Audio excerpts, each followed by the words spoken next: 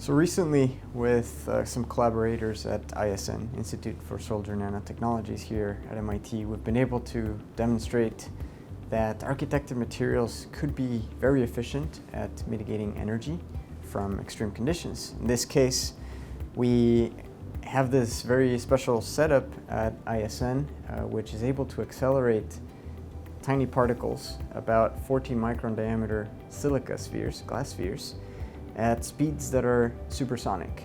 And we can aim them at our materials, which are again at the micro scale, and we can observe this impact as it's taking place in real time. So from there we were able to understand the potential for architected materials in dissipating energy.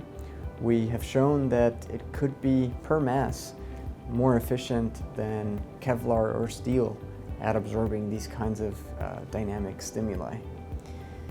In terms of applications, we're still working and expanding the knowledge that this new route has unveiled. We are hoping to truly come up with a fundamental knowledge base as to how architected materials, regardless of the shape, the density of these materials, we want to understand how they will behave in this extreme regime.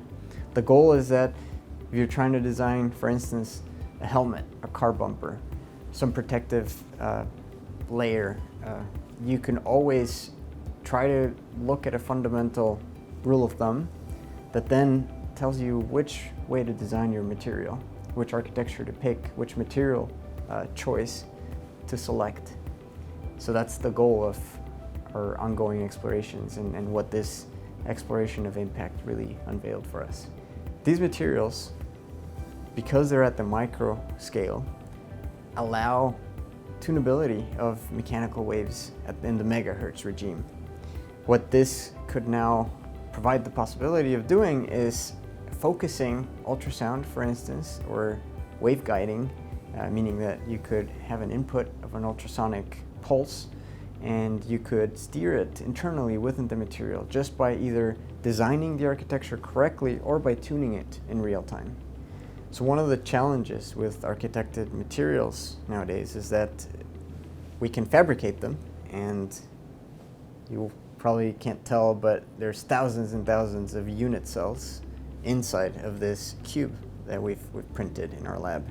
Same goes for this sample, which means that if we want to really capture the mechanical properties and predict how these materials behave, we would need to model millions of these beam elements or struts that make up this structure.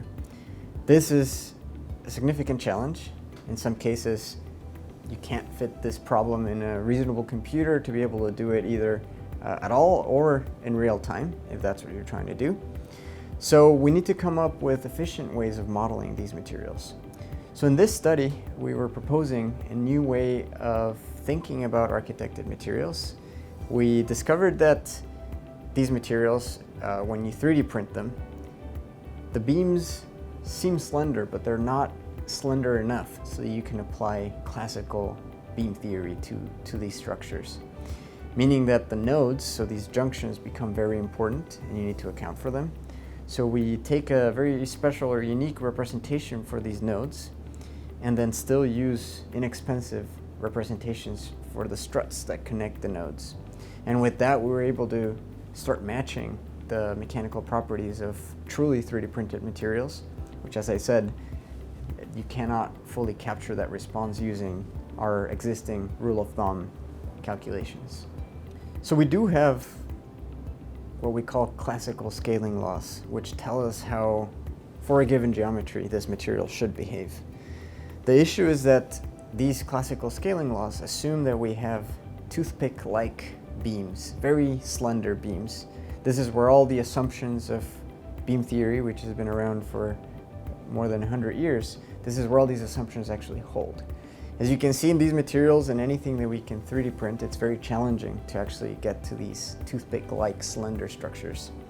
So this is where a lot of these assumptions don't hold, and particularly they break down because of the presence of these nodes that become quite prominent in the architected materials that we're printing nowadays.